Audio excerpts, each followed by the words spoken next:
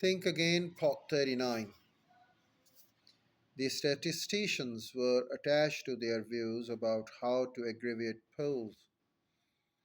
Jean Pierre paid more attention to the factors that were hard to measure and overlooked.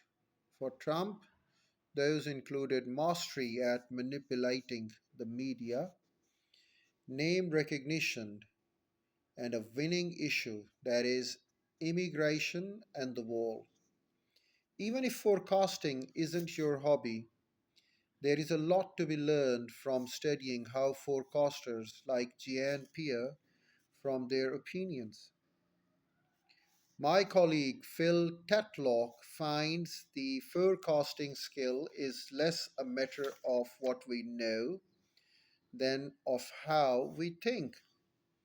When he and his collaborators studied a host of factors that predict excellence in forecasting, grit and ambition didn't rise to the top.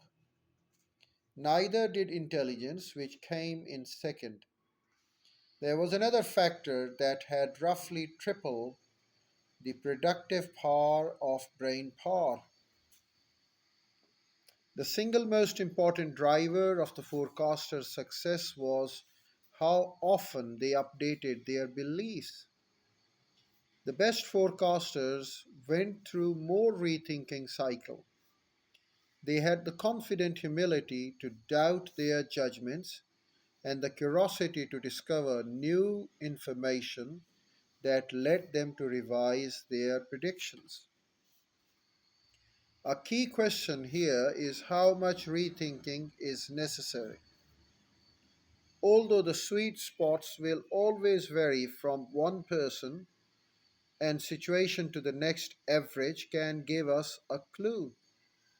A few years into their tournaments, typical competitors updated their predictions about twice per question. The super forecasters updated their predictions more than four times per question. Think above how manageable that is.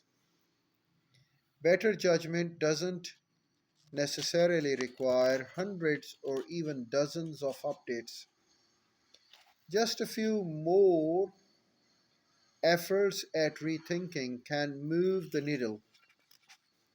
It's also worth noting, though, how unusual that level of rethinking is, how many of us can even remember the last time we admitted being wrong and revised our opinions accordingly.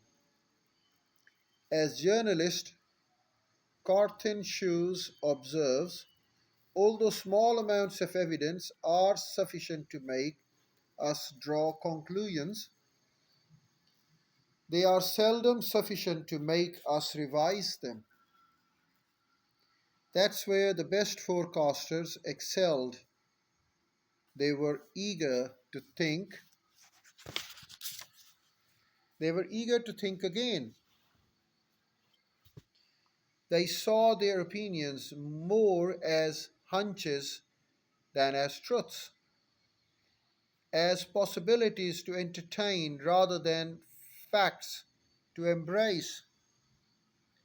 They questioned ideas before accepting them, and they were willing to keep questioning them even after accepting them. They were constantly seeking new information and better evidence, especially disconfirming evidence. On Seinfeld, George Costanza famously said, "It's not a lie if you believe it." I might add that it doesn't become the truth just because you believe it. It's a sign of wisdom to avoid believing every thought that enters your mind. It is a mark of emotional intelligence to avoid internationalizing every feeling that enters your heart. Another of the world's top forecasters is crystal moral.